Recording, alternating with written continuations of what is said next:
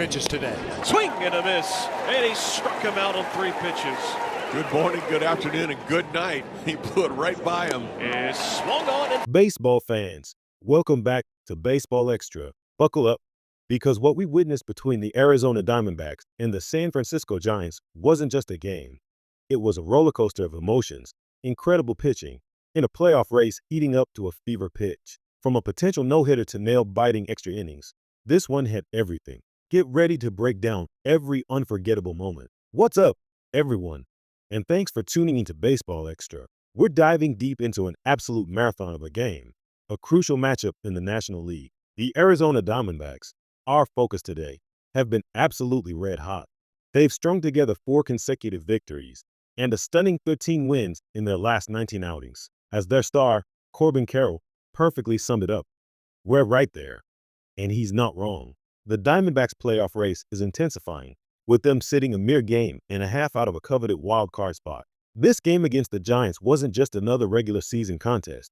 It was a statement game, a chance to complete a 3-game sweep against their division rivals before a tough Philadelphia Phillies team rolls into town on Friday. The stakes couldn't have been higher, and the tension was palpable from the very first pitch. Taking the mound for the D-backs today, aiming for that sweep, was Brandon Pfaadt. Now, Pfaadt's been a bit of a mixed bag, and the hope coming into this game was to see him really locate his pitches, make hitters miss. Looking at his recent history, over his last 9 starts, he tossed 46 innings, but had given up a concerning 71 hits. The message was clear: get those pitches down on the corner, like a classic Creedence Clearwater Revival song, as the announcers put it.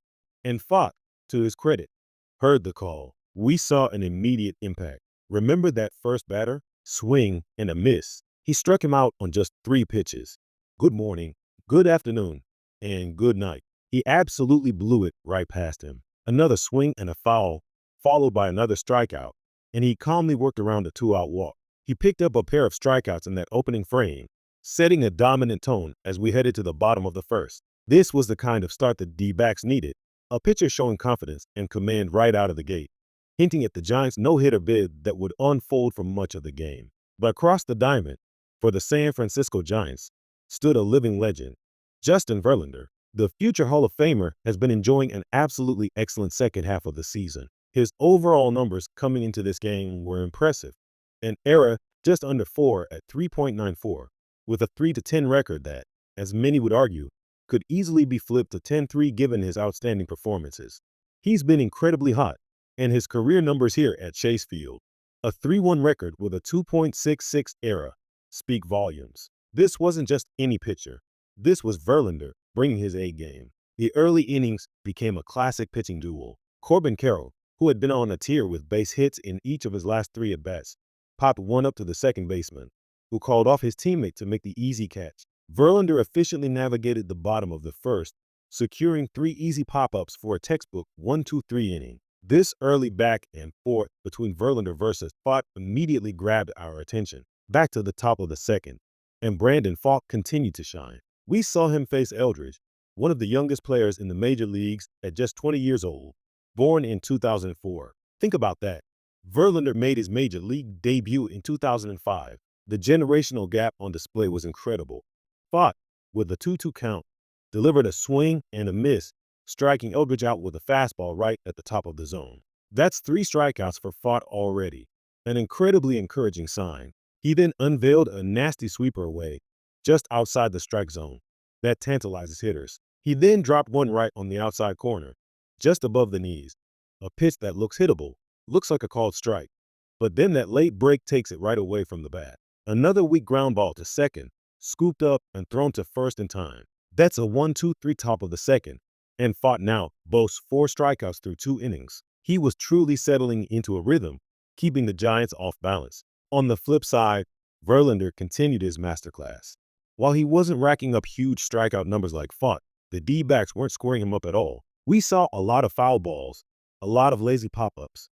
McCarthy pulled a 1-1 pitch on the ground to first, scooped up by Devers, who ran to the bag for the out. Verlander retired the side in order once again. It was a fascinating contrast. Pfaadt making hitters miss, Verlander inducing weak contact. Both were incredibly effective. This was truly pretty cool company that Verlander was keeping, maintaining that elite level. Devers flew out, followed by another pop-up from Adam, caught by the center fielder.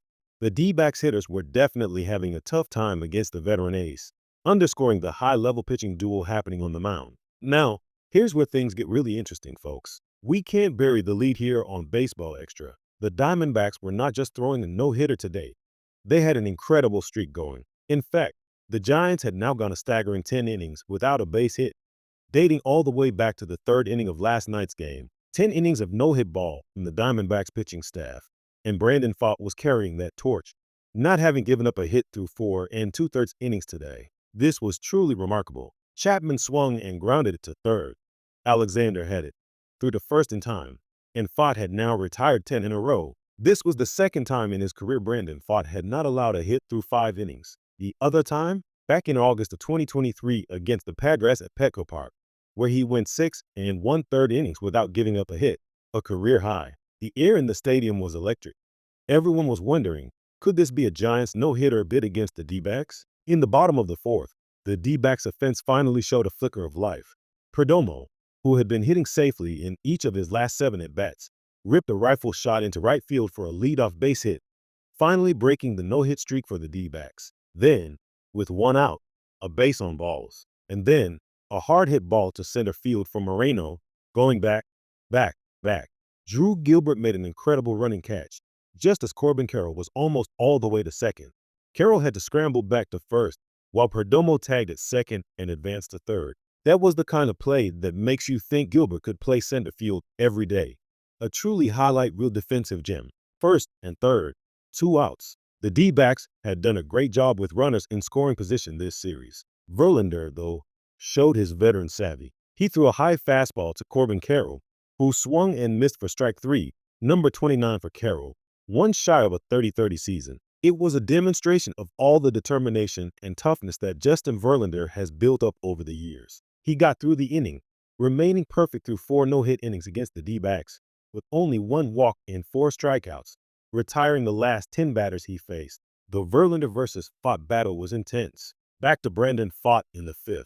He just challenged hitters again and got another strikeout, blowing a fastball right by the batter. Another fly ball to right field, caught by Carroll. And then, Pfaadt struck out Patrick Bailey with a nasty changeup. Another 1-2-3 inning for Pfaadt, who had now struck out a dozen Giants. He was absolutely dealing. The D-backs' collective pitching staff, going back to last night, had now thrown an incredible 11 and 1/3 no-hit innings against the Giants. The buzz about a Giants no-hitter bid was palpable.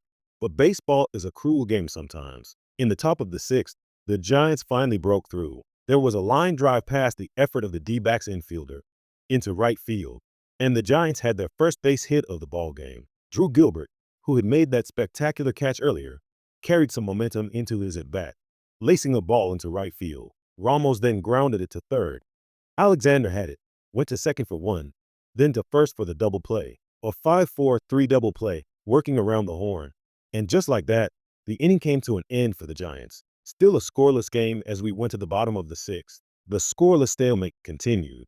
Carroll popped up again in the bottom of the 6th, and Verlander got another strikeout with a high fastball to end the inning. McCarthy made a prowling catch in the 7th, making it another 1-2-3 inning for Verlander. He was truly throwing a gem. In the bottom of the 7th, with a base runner on for James McCann, Verlander was still out there, but the Giants' bullpen was warming up for the first time. Verlander continued to battle, getting a fly ball to center field, caught short of the warning track. He was at 106 pitches, and the Giants' bullpen was now fully engaged. Another pop-up, caught by Ramos in shallow left. 7 shutout innings for Justin Verlander. What a start by the future Hall of Famer. That was probably it for him. On the D-backs side, Brandon Pfaadt, who had never beaten the Giants in 4 previous career starts, was still going strong. He caught a batter looking at a sinker, getting his 7th strikeout. That sinker starts off the plate and tails back to the corner. A thing of beauty. 8 shutout innings for Pfaadt, who had been utterly dominant. Spencer Bivens came in from the Giants' bullpen. Verlander's final line: 7 innings, 3 hits, no runs. The Verlander versus Pfaadt duel was incredible, but the game remained tied at 0. The 9th inning started with a hard ground ball, with a diving play by the second baseman, K, who jumped to his feet and threw the runner out at first. An acrobatic play, beautifully done. And then, for the first time ever, Brandon Pfaadt found himself pitching in the 9th inning. First pitch, a ground ball to short. a quick throw to first, and one pitch, one out. What a way to start the ninth.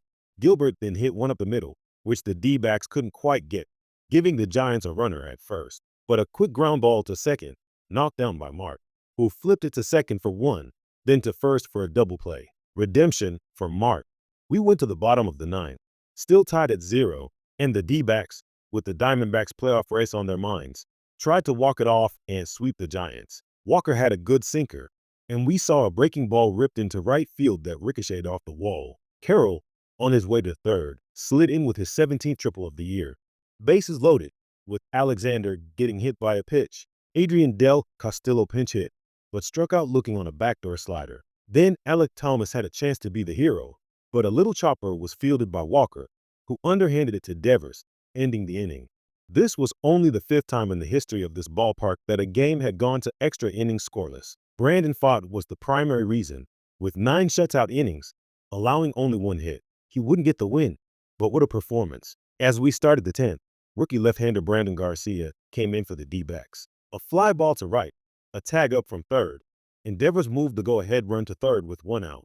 Garcia, with enormous pressure, went to the sweeper and got the huge out, 2 down. Chapman, 0 for 3 in the series, struck out. The Giants failed to score in the top of the 10th. The D-backs had the winning run at second in the bottom of the 10th.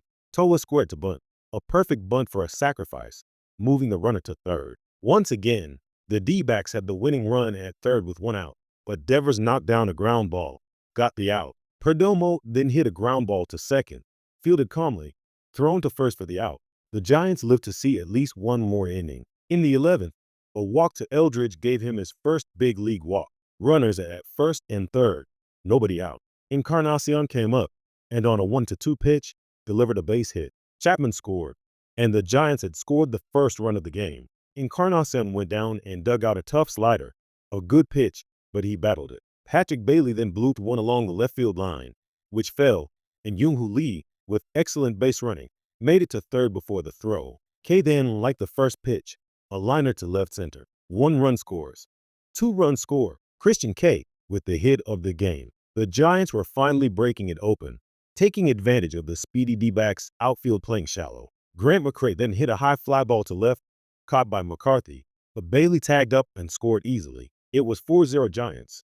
Rafi Devers then lined one into left field, a base hit, and Cost rounded third, heading home. McCarthy's throw was too late, 5-0 Giants. The first hit of the game for Rafi Devers, and it was a line shot. The Giants had finally erupted in the extra innings. Corbin Carroll, with his incredibly fast times home to third on triples this year, lined one into left, and Encarnacion made a diving catch. Perdomo tagged and scored, but the Giants didn't care about that.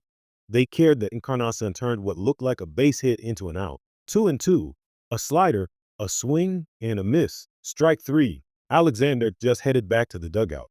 And just like that, the game was over. When you only have 1 hit through 9 innings, and the D-backs had runners all over the place, it didn't look good. But in the end, the Giants win it, 5-1, in a thrilling extra innings battle. What an absolutely wild ride for anyone following the Diamondbacks playoff race. That's all for this incredible recap on Baseball Extra. If you enjoyed this breakdown, make sure to hit that like button and subscribe to our channel for more in-depth baseball analysis and highlights. We appreciate you watching, and we'll see you next time.